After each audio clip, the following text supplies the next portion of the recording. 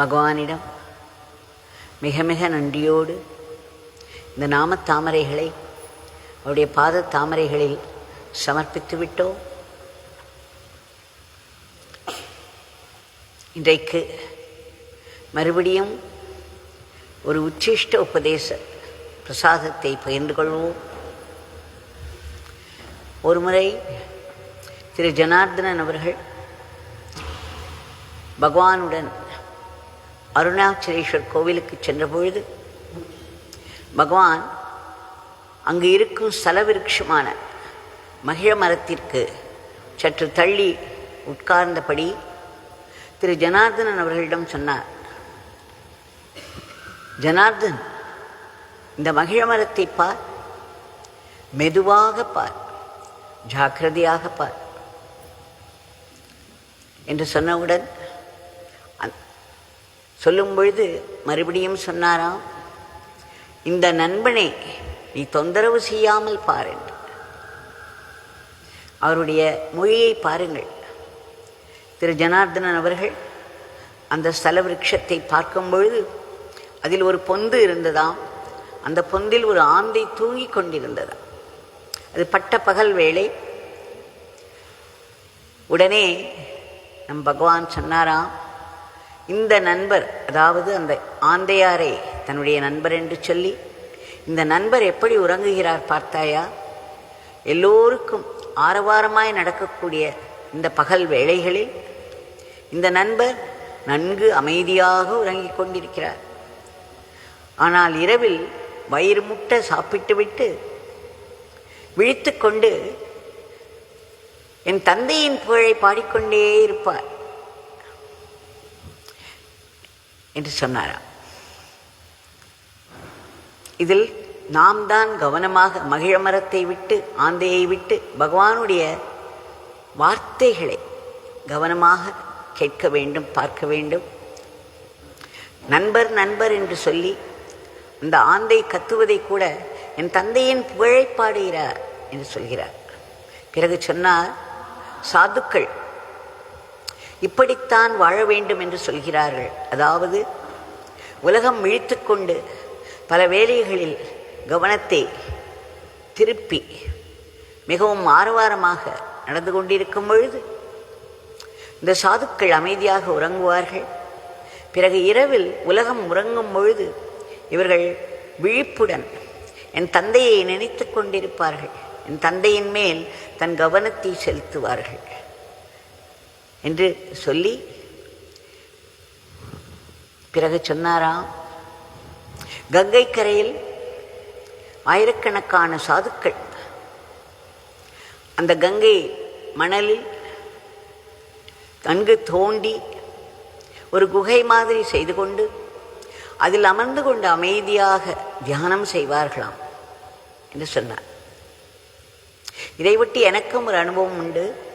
நான் பகவானிடம் வருவதற்கு முன்பு ஒரு முறை ரிஷிகேஷ் சென்றிருந்த பொழுது அங்கு இருக்கும் சிவானந்த ஆசிரமத்தில் சொன்னார்கள், இங்கு ஒரு மகாத்மா இருக்கிறார், அவருடைய பெயர் மஸ்ராம் பாபா, அவரை சென்று பார்த்து தரிசித்து ஆசீர்வாதம் வாங்குங்கள் என்று அந்த ஆசிரமத்தில் மிகவும் பெருந்தன்மையாக சொன்னார்கள். நாங்கள் உடனே ஒரு 5-6 பேர் பட்ட பகல் கொதிக்கும் வெயிலில் வேகமாக கிளம்பினோம். அந்த சமயம் காலில் செருப்பு கூட அணியவில்லை. எல்லோரும் வேகமாக சென்று கொண்டிருந்தோம். பிறகு ஒரு இடம் வந்தவுடன் அந்த கால் நம்மால் கீழே வைக்க முடியாத அளவுக்கு கொதித்து கொண்டிருந்தது. ஆயினும் எனக்கு ஒரு வேகம், அந்த சமயத்தில் நான் மிகவும் தீவிரமாக எனக்கு எப்பொழுதோ உணர்த்திய அந்த குருவை நான் தேடிக்கொண்டிருந்தேன். ஆகவே என் மனதில் இவராக இருக்குமோ என்ற எண்ணம் வந்தவுடன் வேகமாக ஓட ஆரம்பித்தேன். அந்த 12 மணி வெயிலில் ஓடிக்கொண்டிருக்கும் பொழுது அந்த மஸ்ராம் பாபாவை அங்கங்கு விசாரித்து ஒரு இடம் போன பிறகு திரும்பி பார்த்தால் அவர்கள் எல்லோரும் எங்கேயோ நின்று விட்டார்கள், மற்றவர்கள் சென்று விட்டார்கள். நான் தனியாக போய்கொண்டிருந்தேன்.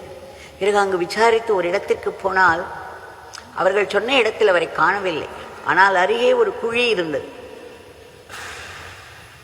அந்த குழியில் அவர் உட்கார்ந்து கொண்டிருந்தார்.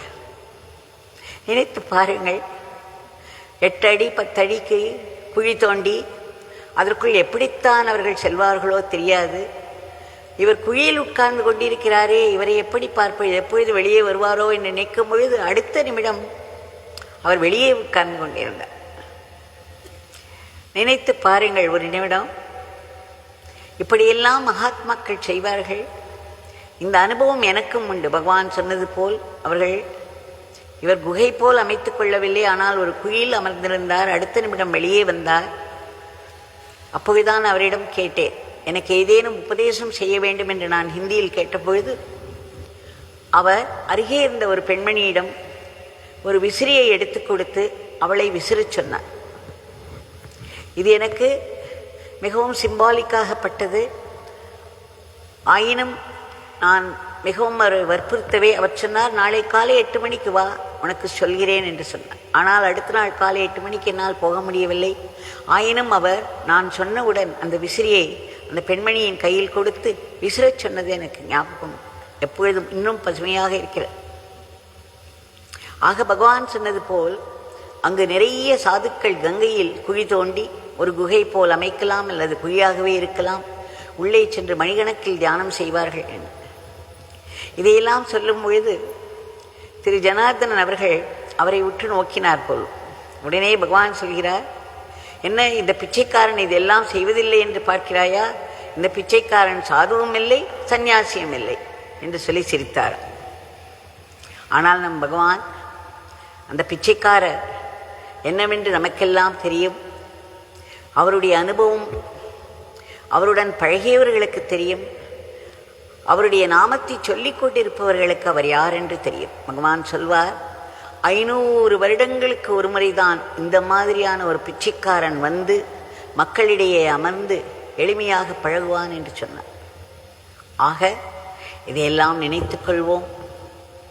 நாம் இந்த ஆந்தையாரை தன்னுடைய நண்பர் என்று சொல்லி அவர் உறங்கும் பொழுது அவரை நாம் டிஸ்டர்ப் செய்யக்கூடாது, தொந்தரவு செய்யாமல் ஜாக்கிரதையாக பார்க்க வேண்டும் என்று சொல்லி அவர் அந்த ஆந்தையார் இரவில் கத்துவதை கூட என் தந்தையின் புகழ் பாடுகிறார் என்று சொன்னார் அல்லவா?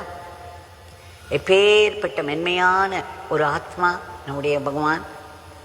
அவர் சொன்ன ஒவ்வொன்றுக்கும் ஒரு பெரிய ஆழமான அர்த்தம் உண்டு. அதை சொல்வதற்கு எனக்கு இப்பொழுது நேரமும் இல்லை.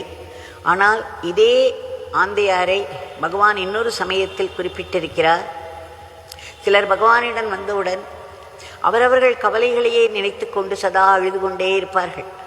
அப்பொழுது கூட முன்னே பகவான் போல் ஒருவர் உட்கார்ந்து கொண்டிருக்கிறார், இவரை நினைப்போம் என்று அவருடைய நாமத்தை சொல்வோம் என்று இல்லாமல் அழுது கொண்டே இருப்பவர்களை பார்த்து பகவான் ஒரு முறை என்னிடம் சொன்னார், இவர்களை பார், இந்த ஆந்தையானது பட்ட பகலில் உலகம் முழுவதும் விழித்து கொண்டு பல வேலைகளில் ஈடுபட்டு கொண்டிருக்கும் பொழுது இது கண்களை மூடிக்கொண்டு எங்கும் இருட்டாகவே இருக்கிறதே, எங்கும் இருட்டாகவே இருக்கிறதே என்று நினைத்து கொள்ளுமாம்.